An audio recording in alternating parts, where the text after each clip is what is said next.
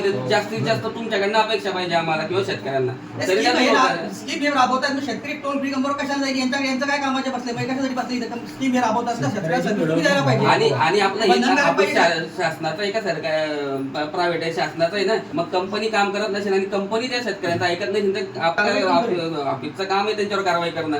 तुम्ही माहिती ज्या देखील कंपनीचा डाटा द्यायला नाही म्हणता आम्हाला, मग आम्ही करायचं काय आणि शेतकरी करायचं काय? मग तुम्ही त्याचं सर्व्हिस देत नाही, कुठे हे करेल मला सांगा. तुम्ही कुठल्या कंपनीतून कुठल्या याचं सर्व्हिस सेंटर आपल्या जळगावला उपलब्ध आहे आणि कुठे आम्हाला माहिती आहे.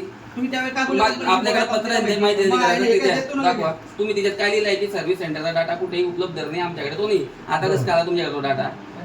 सर्व्हिस सेंटरचा ऍड्रेस पाहिजे असेल, कॉन्टॅक्ट नंबर. अहो मी मागितले ना सर, हे बघा याच्यात काय लिहिलंय तुम्ही. सर्व्हिस सेंटरचा डाटा पाहिजे.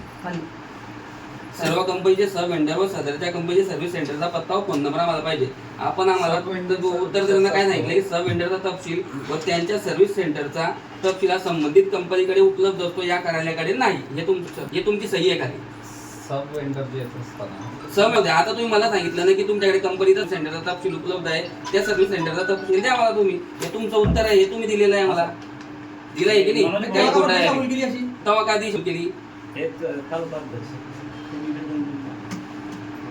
आम्हाला या सगळ्या गोष्टी त्वरित निराकरण पाहिजे, तोपर्यंत मी उठणार नाही. तुम्ही हे शंका कधी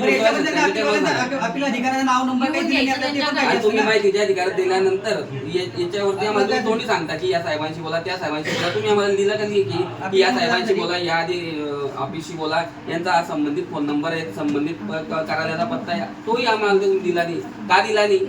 कारण ह्या ऑफिसमध्ये स्पष्ट मी सांगतो की फक्त ठेकेदार आणि ऑफिसचे कर्मचारी यांचंच खिशे भरले जातात. ते शेतकरी पूर्ण उपाशी आहे आणि या सगळ्या मुजोर अधिकाऱ्यांवर कारवाई झाली पाहिजे, ते निलंबित झाले पाहिजे. तोपर्यंत आम्ही काँग्रेस शांत बसणार नाही, हे तुम्हाला आजच सांगतोय.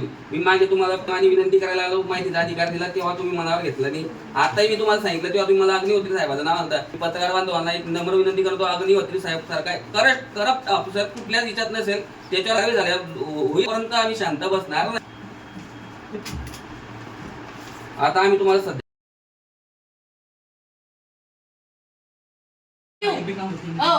आमच्या शेतकऱ्यावर परत अन्याय होत असत तर आम्ही या सरकारावर आणि या कर्मचाऱ्यावर आम्ही सोडणार नाही.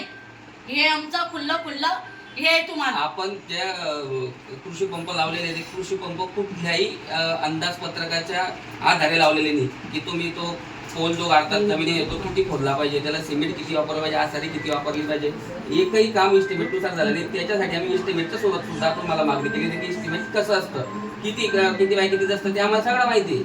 आणि आम्हाला तुम्ही आता म्हणताय ना तुम्ही आमच्यासोबत चला, मला एखाद्या शेतकऱ्याचं इस्टिमेटनुसार काम दाखवून द्या की त्याचं इस्टिमेटनुसार काम झालं आणि त्यांनी जी कंपनी सिलेक्ट केली, तुम्ही म्हणता की वेगवेगळ्या कंपनीचं असतं, तर त्या कंपनीचं तुमच्याकडे आहे का जो डाटा की त्या शेतकऱ्याला त्याच कंपनीचा भेटलाय? तुमच्या अधिकारी दादा की ते पैसे घेऊन घेतात आणि ओकेचा रिपोर्ट मारून देतात. भारतीय राष्ट्रीय काँग्रेसचा विजय हो. भारतीय राष्ट्रीय काँग्रेस पक्षाचा विजय हो. भारतीय राष्ट्रीय काँग्रेस पक्षाचा विजय हो. शेतकऱ्याला न्याय मिळालाच पाहिजे. शेतकऱ्याला न्याय मिळालाच पाहिजे.